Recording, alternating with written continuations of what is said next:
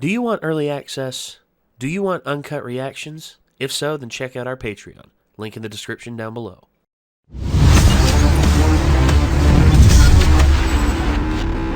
It's been over a week, almost 2 weeks, since we watched the Dr. Stone episode, because we watched 2 to get us ahead before I took my break. And yeah, it feels like it's been a while since we watched Dr. Stone. Yeah, it's been almost 2 weeks since we watched the Dr. Stone episode. And I've been wondering what the hell's going to happen next, because now that Kohaku and Ginro... No, it's Ginro. So Kohaku and Ginro basically... They were calling him Ginro. Yeah, sorry.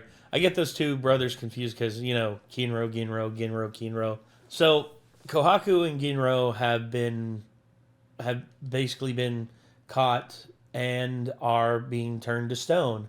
After Ginro received a mortal wound, it seems as though bad things probably will happen. But knowing full well what's going to happen, they can bring people back now.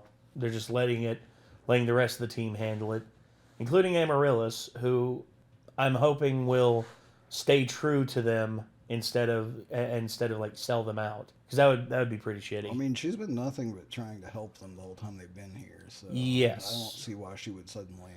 Well, main reason I say that is because... I mean, I hope she stays brave enough to help them is basically the thing. Like, hopefully the faith they've had in their friends rubs off on her and she has enough faith to tell them what happened and help rectify the situation. Absolutely.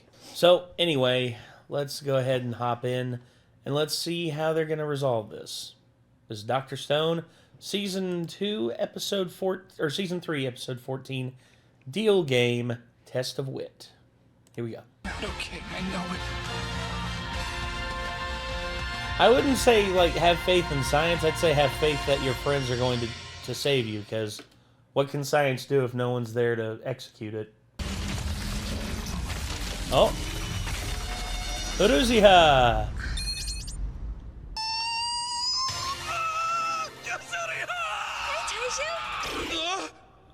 No, we should just shake hands. Gotta be respectful even when greeting close friends. Still a freaking Boy Scout. I agree with him. It's just respectful. Right? Fair enough. Now you can give her a hug. Hey, Chrome! So that's how it feels to have your body petrified? Still did finally got the chance to try it. Koseki had a very similar reaction. Chrome and I are cut from the same crafty cloth. We are the builder duo around here, so it only I'm gonna need you to hop on this project with me now that you're up and at 'em, Chrome. No way! Drone building team's 10 Back to million it. % ready. We're gonna want a 3D specialist for this. Am I wrong? Hey! It's good, Ukyo. In the water. Someone swimming straight for us. Uh-oh. It's not Taiju, is it? No, he's right there. Oh, Okay. Amaryllis. She snuck out. It's awful. Simply awful. Awesome. She had the bravery to sneak out and leave and warn them. I just hope no one followed her. Not only are they petrified, they're in a really hard place to reach. Yeah.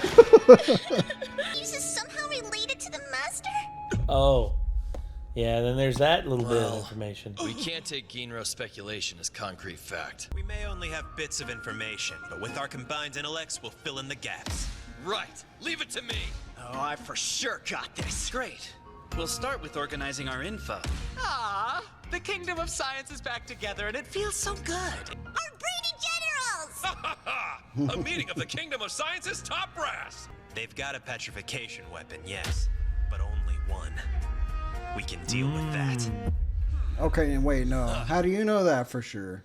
First off, their master doesn't have a petrification weapon. And if he did, he used it on himself. So wouldn't that mean Ibarra has one since he's the real head honcho? He must have an extra. May I interject? See, he's the type to have insurance out the wazoo, but he relied on his right-hand lady. Yes, that's amazing. Now we know That's there's only Gin. one. When Kirisame threw her weapon at them, you said that she chucked it high above the Master's chambers, right? How high? Extremely. She aimed high enough to avoid catching the Master in the blast.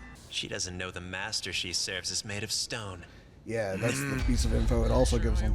Oh shit! Oh, great. Congratulations. Great. Even my ears didn't hear him sneak up. He's good.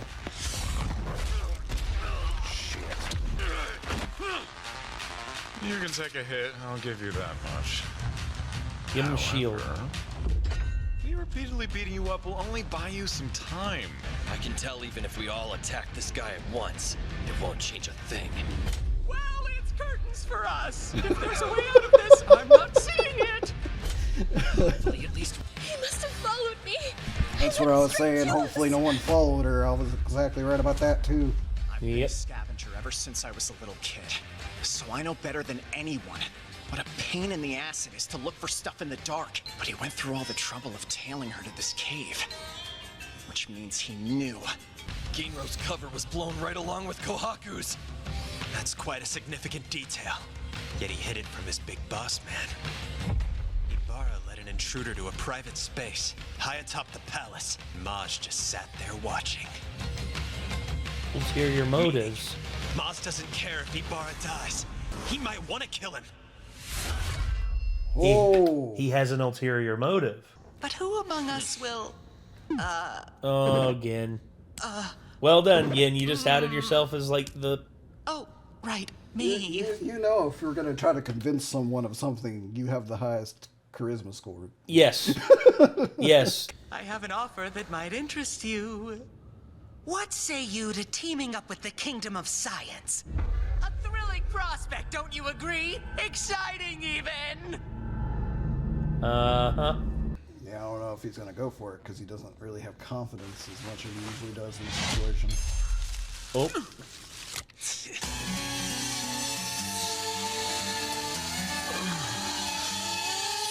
With one fell swoop, we can snag Kirisame's petrifying weapon right out of the air. Rather than face someone, foster a sense of solidarity by facing the same way. When trying to win someone over, always choose counter-seating over a table. This is true. Maz look at Psychological the drone segue shit. into Gin's next move. Sidling up to the one-man army without getting shish-kebabbed. Nicely done, mentalist. I have no doubt that even if Ibarra and every warrior he had combined their strength, you'd still be like 50% stronger and annihilate them all, wouldn't you, Maz? No, he's selling him far too short. The power gap is a little wider than you think. Did you see what I did there? Yeah. He undersold to get him to basically, like, get him to boast. Try offering a comment or claim that holds truth but is still off the mark. Cue the urge to correct you. Even if they were unwilling to talk, they'll jump into the conversation because they'll feel compelled to set the record straight. I want him. Ooh! If you're as powerful as you say, then you could topple Ibarra and his measly men whenever the mood struck, now couldn't you? To obliterate you and all your meddlesome friends, or to end that old fool Ibarra. Well, since I can kill you whenever the mood strikes, no harm explaining what's going on in my head. Okay. He played his role well, and I do applaud his efforts, but it's high time that old fogey bit the big one. Why not put a hole in that bag of bones and take his spot then? I would have done that ages ago, but that petrifying beam is a risk. If you attack Minister Ibarra, Kirisame would retaliate since she doesn't know the truth about the Master. But if you expose him, the inner palace you've come to enjoy might cease to exist. This got complicated again, and I can't really keep up. Right. Okay, Taiju. I'll break it down in a way Don't that worry even about a it. big oaf like you can follow. We'll help you achieve them on one tiny condition, but it's non-negotiable. The petrification weapon will belong to us, not you. He's so skeevy. That's only gonna make Moss dig his heels in harder. Yeah, I get that there's a reason for that. I don't need to honor your conditions, do I? I'm the strongest, which means I set the terms. I'll keep your hideout a secret for now. Your only choice is to do exactly as I say. That understood? When somebody feels coerced and is told to do things, they'll reaffirm their right to choose on instinct. Thus, they'll refuse you in order to maintain control. The very first topic was Maz trying to decide if he wanted us to keep breathing or not. Maz was so determined not to let this glib guy get his way that through reactance, Kid moves the goalposts, and now we're talking about working together. This was Kohaku's, unless my memory's playing tricks. Tee! Kingdom of Science HQ here, checking to see if you copy, Maz. That's pretty He's cool. probably like, what the fuck? He's like, what the hell? I can hear you in my ear. And he's just putting two and two together. He's like, she was hearing them talking the entire time. And there he goes. My guess is once they get a hold of it with their drone, he's not going to have a choice. They literally have the weapon to match him at that point. Yes. They have the exact same thing that puts him in a gridlock right now with what's-her-face. Yeah. I expected that. Good going, Mentalist! Good job. Well, way to go. That mighty force is 10 billion% planning to murder us once we're no longer useful and he has what he wants. Well, Yep. we'll cross that burning bridge when we come to it later, I guess. Yep. I would very much like to take an extended break, okay? For now. Ready to embark on your own cool treasure hunt? Then follow my directions to the letter. With our sorcery, we made this super valuable gift just for you. We'll use your strength to make them believe that we're all tough as hell. Give them a reason to think twice about messing with us. And if you get them on the ropes, they'll resort to using the weapon. Under the cover of darkness, I'll be a Night Raider. Okay.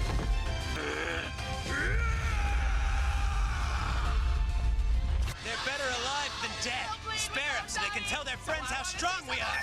Their most dastardly plots always excite them. Yep. Oh, I forgot none of them can hear my voice. This sorcery stuff's such a pain. Damn. I really, really hope that that guy doesn't eventually start to develop thoughts and, like, different motives of his own and mess up the plans of the Kingdom of Science, which could definitely happen. Oh, boy. Also, I would look at, the only person that I really think could stand a chance against him, I know Kohaku was doing pretty good on her own, and if she had backup like Kinro and, hey, at least we don't got to worry about that. But I would say if she had Magma, Kinro, or heck, maybe even Nikki, maybe Kohaku could handle him. But I'd say the only one that could truly do that is what's his name, dude that got frozen at the end of season 2. Yeah. World's Strongest Primate. That's what they called him. I was just thinking, I was like, he's probably the only character I think we've seen so far that could stand a chance against this guy. Probably. Or, I don't know. Theoretically, the dude that's in their prison cell, if they gave him a spear, he might be able to. Yeah, that'd be interesting. Well, I guess they're currently building up the idea that the Kingdom of Science is super strong, and I guess we'll see how that eventually brings things to a head. But right now, I ain't got nothing else to add. I mean, I also can't believe they haven't brought up this entire season, like the two's just sitting in the hold of the ship in the prison cell.